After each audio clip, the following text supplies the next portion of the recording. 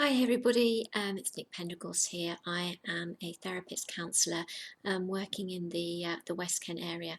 I wanted to jump on today really to talk about how we are creating our new normal with coronavirus at the moment, and how you are getting on with creating that sort of new normal and that structure, and actually having a bit of sort of, if you like, quarantine routine can help us to kind of regain some control, if you like, for the choices that we can make in response to our current world. So I wanted to share some of my top tips today because routine and structure can really help to manage our stress and anxiety in these difficult times. So here are some tips about how we can create that routine and structure, whilst we're in self-isolation or we're social distancing at the moment.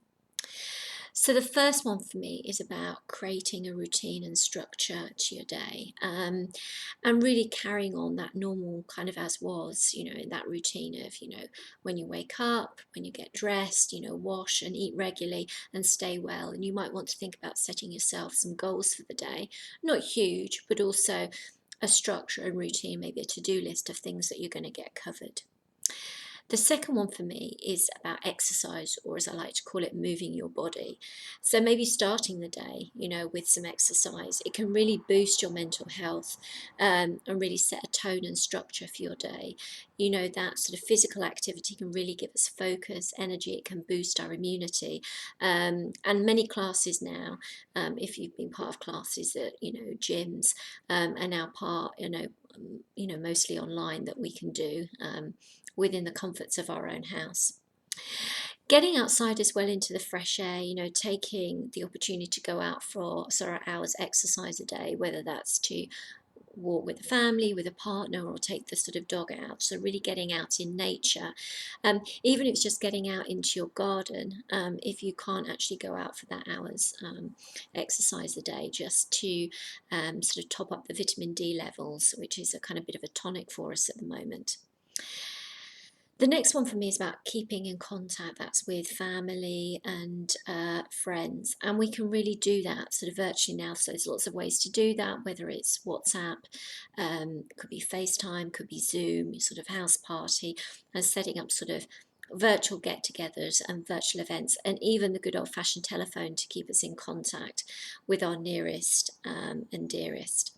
And really that's sort of talking with the family as well, sort of updating each other on the government guidelines, checking, making sure how we are, if we've got any worries and concerns are really important at this time.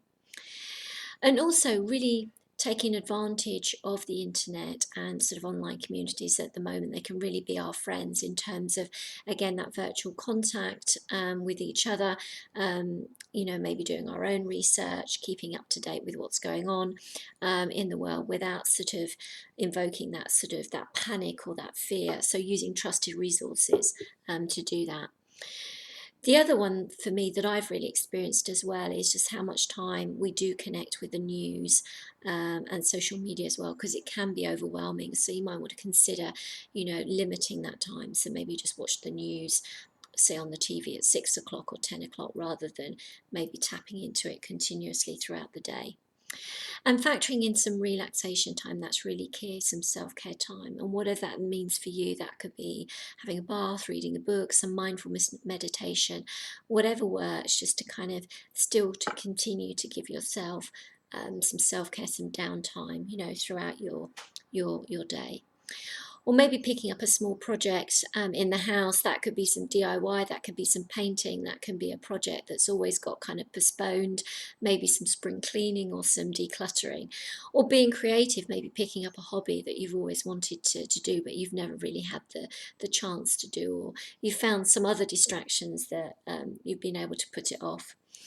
And the final one for me is really about gratitude. So really just being present. So these difficult and challenging times gives us the opportunity to be rather than a lot of doing. So maybe waking up every day at the end of the day, just thinking about the top three things that you're grateful for, at the moment, that you're looking forward to, ahead of, throughout your day.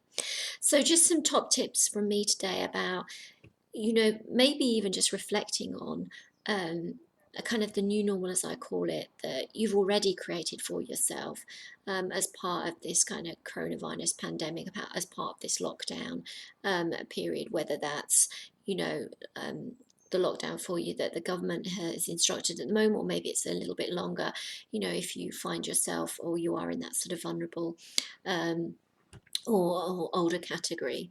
Anyway, so some tips today. I'm going to pop these up on YouTube so that you can see them, and I'll be back on Thursday where I'm going to be talking about sort of some hints and tips around managing stress and anxiety. Bye for now.